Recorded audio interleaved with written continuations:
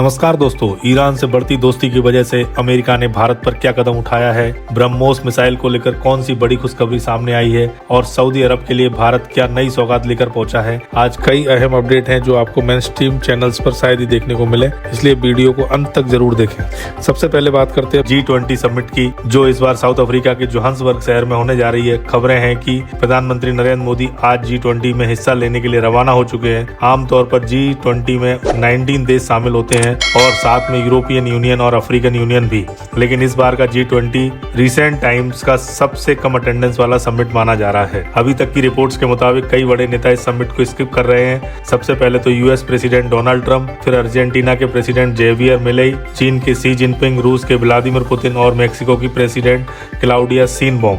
इन सभी ने समिट में न जाने की घोषणा की है। हो सकता है कि कुछ और देश भी आखिरी समय पर स्किप कर दें, यानी 19 में से 5 देशों ने तो अभी से साफ मना कर दिया कि वे शामिल नहीं होंगे। यह समिट एक अफ्रीकन देश में हो रहा है और वैश्विक मंच पर अफ्रीकन देशों को वैसे ही ज्यादा प्रतिनिधित्व नहीं मिलता। ऐसे में यह अफ्रीका को सपोर्ट देने का अच्छा मौका था, लेकिन वैसा होता नजर नहीं आ रहा है। 2026 के लिए अगला G20 प्रेसिडेंट अमेरिका बनने वाला है। इसी वजह से साउथ अफ्रीका ने अमेरिका से अनुरोध किया था कि अगर राष्ट्रपति नहीं आ सकते तो कम से कम प्रेसिडेंसी हैंडओवर में हिस्सा लेने के लिए कोई सीनियर रिप्रेजेंटेटिव भेज दें। लेकिन व्हाइट हाउस ने साफ कहा कि सिर्फ साउथ अफ्रीका स्थित अमेरिकी एम्बेसी के डिप्लोमेट्स इसका हिस्सा बनेंगे। मार्क टिलॉट के नेतृत्व में 8 मेंबर डेलीगेशन प्रेसिडेंसी हैंडओवर में शामिल होगा। अमेरिका से कोई बड़ा अधिकारी नहीं आएगा। अमेरिका से जुड़ी एक और अपडेट भी आई है। आपकी स्क्रीन पर जिस आर्टिकल का स्क्रीनशॉट है, उसी के अनुसार ईरानी तेल के ट्रांसपोर्टेशन को लेकर अमेरिका ने भारत की एक शिपिंग कंपनी आर्यन शिप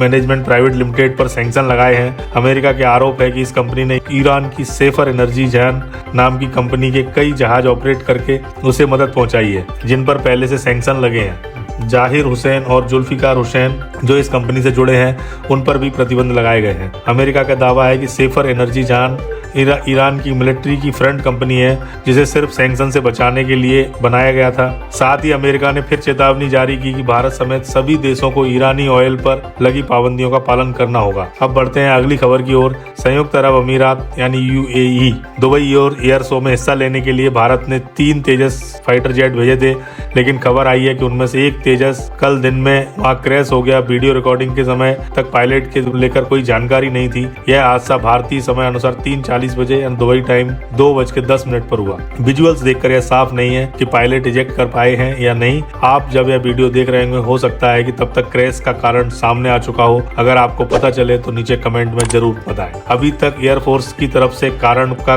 कोई आधिकारिक बयान नहीं आया है।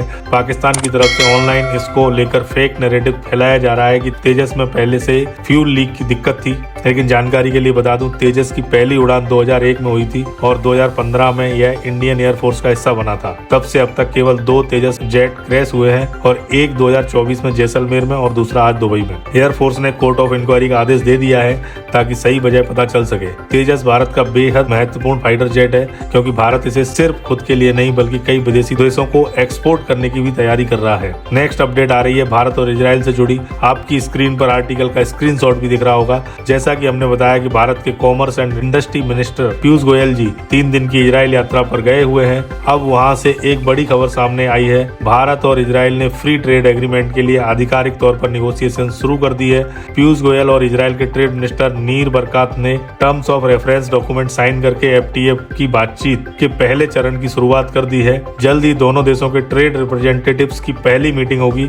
एक मीटिंग भारत में होगी जिसमें इजराइल का ट्रेड डेलीगेशन आएगा और अगली मीटिंग इजराइल में होगी जिसमें भारतीय टीम जाएगी। अब बात करते हैं भारत और इंडोनेशिया की। हाल ही में भारत के रक्षा मंत्री राणा सिंह ने बताया था कि इंडोनेशिया ने भारत से ब्रह्मोस मिसाइल खरीदने में दिलचस्पी दिखाई है। अब खबर आ रही है कि इंडोनेशिया के डिफेंस मिनिस्टर साफरी शमसुद्दीन नवंबर के आखिरी हफ्ते में भारत की यात्रा पर आ रहे हैं और ब्रह्मोस के लेकर महत्वपूर्ण बातचीत हो सकती है। वे 26 से 28 नवंबर तक भारत में रहेंगे और इस दौरान रक्षा मंत्री राजनाथ सिंह से मुलाकात करेंगे। दोनों देशों के बीच ब्रह्मोस मिसाइल समेत कई अन्य हथियारों की डील पर भी चर्चा तय है।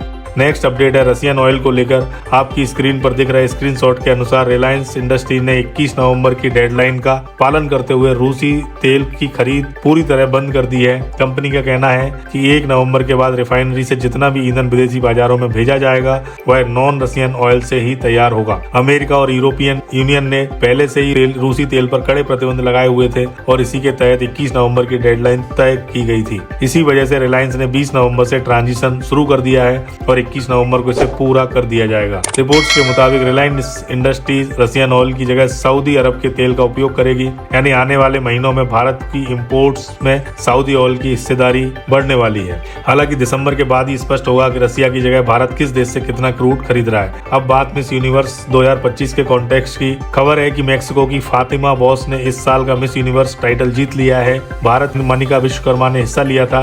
वे टॉप 30 तक पहुंची, लेकिन टॉप 12 में चयन के दौरान वे बाहर हो गई। इस बार का मिस यूनिवर्स प्रतियोगिता थाईलैंड में आयोजित की गई थी। अब बढ़ते हैं भारत और अफगानिस्तान की बड़ी अपडेट की ओर। जैसा कि हमने बताया कि अफगानिस्तान के इंडस्ट्री और कॉमर्स मंत्री अलहाज नूरुद्दीन अजी भारत की 5 दिन की यात्रा पर आए हुए हैं और दोनों देशों के बीच कुछ अहम घोषणाएं होने की संभावना थी। अब आधिकारिक जानकारी के मुताबिक भारत और अफगानिस्तान ने 2 डायरेक्ट कार्गो फ्लाइट्स रूट्स की घोषणा कर दी है, एक दिल्ली से काबुल और दूसरा अमृतसर से काबुल के बीच। साथ ही दोनों देशों ने मिलकर एक ज्वाइंट चैम्बर ऑफ कॉमर्स बनाने का फैसला किया है जो द्विपक्षीय व्यापार को बढ़ावा देगा। इसके अलावा दोनों देश एक दूसरे की एम्बेसी में कमर्शियल अटेंशन तैनात करेंगे। भारत भारतीय दूतावास में अटैचे नियुक्त करेगा और अफगानिस्तान अपने कमर्शियल अधिकारी को दिल्ली में तैनात करेगा। इससे व्यापार बढ़ाने में गति आएगी। अफगानिस्तान के ट्रेड मिनिस्टर ने भारत की कंपनियों को अफगानिस्तान में निवेश करने के लिए आमंत्रित भी किया है और आश्वासन दिया है कि सरकार पूरी मदद करेगी। उन्होंने भारत में शरण लिए हुए अफगान हिंदू और सिख समुदाय के लोगों से अपील की है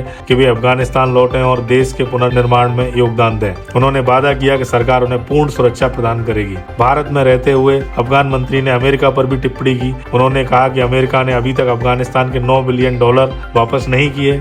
पाकिस्तान के साथ बॉर्डर भी बंद है और जब अफगानिस्तान चाबार पोर्ट के जरिए नया व्यापारिक रूट बनाना चाहता है तब अमेरिका वहां पर भी सैंक्शन लगा देता है। उन्होंने अपील की कि अमेरिका चाबार पोर्ट पर लगे प्रतिबंधों में रियायत दे ताकि अफगानिस्तान इस रूट का उपयोग कर सके। अंत में अपडेट है जम्मू कश्मीर से।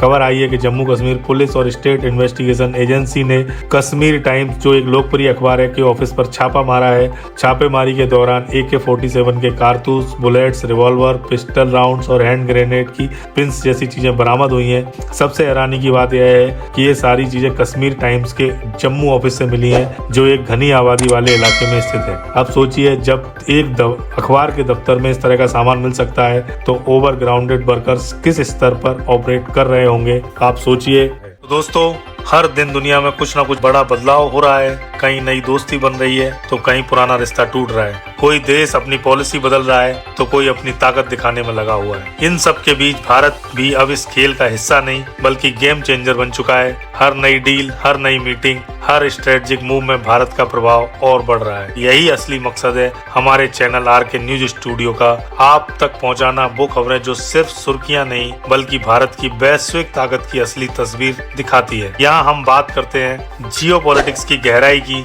डिफेंस की मजबूती की और उन फैसलों की जो भारत के कल को आकार दे रहे हैं। हम किसी एजेंडा के लिए नहीं बल्कि सच्चाई और समझदारी के साथ हर अपडेट को विश्लेषण करते हैं। अगर आप चाहते हैं कि भारत से जुड़ी हर बड़ी खबर सबसे पहले और सबसे सटीक रूप से आप तक पहुंचे तो इस वीडियो को लाइक करें और RK न्यूज स्टूडियो को सब्सक्राइब करके बेल नोटिफिकेशन ऑन करना मत भूलिए। आपका एक क्लिक सिर्फ सपोर्ट नहीं बल्कि हमारे इस मिशन में आपका साथ है जिसका नाम है भारत को समझना और भारत को आगे बढ़ाना। धन्यवाद दोस्तों। जय हिंद, वंदे मातरम।